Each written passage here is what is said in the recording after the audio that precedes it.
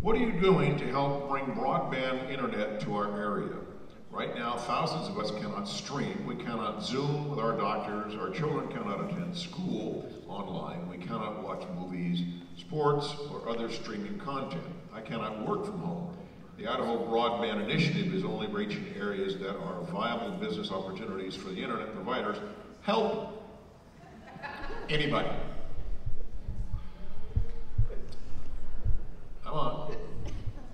Somebody's got to respond.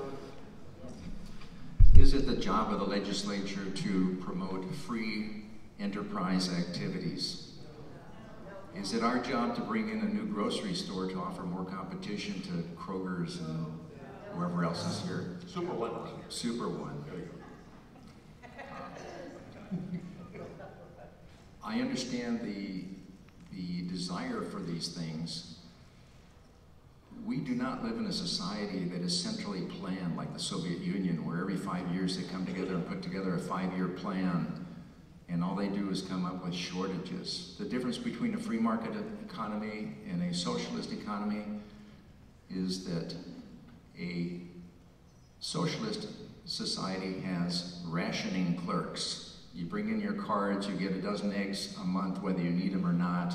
You get light bulbs when you turn in your old light bulbs. There was actually a black market in the Soviet Union for burnt out light bulbs because it was a criminal offense if you were caught stealing a light bulb. But if you found a burnt out light bulb and brought it in, you could get a new replacement. Is that the kind of system we want? Now, we have rationing clerks in a socialist society, and in America we have salesmen that push the excess production onto people and trying to reduce the prices to the point where the company is not making a whole lot more money, so they don't produce anymore. So it's a marginal comparison. So do we want salespeople or do we want rationing clerks? That's my question. And I'll follow up a question. So since when does government money come without strings? You're worried about your sports team? Gee, you can watch sports as long as it's not soccer. And there'll be other rules and things that'll be tied to that money too. So we'll take the money and then we'll figure out how to restrict your ability to use it, because that's what socialism is. But it's like running water or electricity now. You want to call it a utility. It's a utility and it should be available. Start a company. There's no law against it. And actually, as we were driving up Prairie today, I saw a major work crew out there, and that's exactly what they're doing. They're burying fiber optic for broadband. That's a private company, and they're doing this in Coeur d'Alene. There are a lot of different things going on. Actually, I chair the local government committee, and the two really big issues we do are annexation. They talk about the good old days, they had annexation wars, and they still happen. And broadband is coming before my committee. And the bottom line is, some municipalities are saying exactly what you said, that it's a utility, it needs to be regulated as such. And others are saying, allow the private sector to deal with this and we will come up with solutions. The problems are, and they're obvious, that some communities are too small, it's not profitable for a private company to come in. And so these are issues that we're dealing with right now, especially now with COVID, where people are working from home. High-speed broadband is important. I will say though, I just have Verizon. I mean, it's coming over there and it works fine most of the time.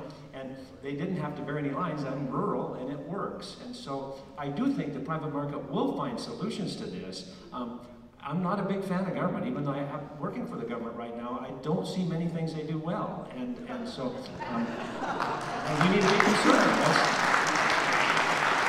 And so one of the things that made this country great was competition and private enterprise, and we need to encourage that wherever possible. There are places where government has to get involved, but the government that governs least governs best, and so that would be my philosophy.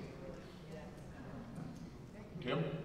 Well, I'm just going to say that's capitalism, and it needs to be what it is, and the people need to bring their ideas to the table. The problem, if you let the government do that, then in the very end, for instance, what's happening right now with 5G, we get tons of emails on 5G. So we say, okay, we're going to do this so everybody can have it. And then in the end, because we were careless of what we were doing, or because we just didn't know yet, then all of a sudden we're responsible now, and everybody's going to attack us now, saying, well, why in the world did you do that? It's like, because everybody wanted it. But now it becomes a safety issue. You're dealing with frequency, and before anybody comes in with anything, or before what Coeur d'Alene did and just welcomes this type of stuff to the table, we need to do our homework and make sure that you can get what you need safely. But it needs to be capitalism. It needs to be people coming in and saying, I got a business, and it's a good business, and we can accomplish this without the government getting involved in it. Once the government gets involved, you know, obviously they call it government.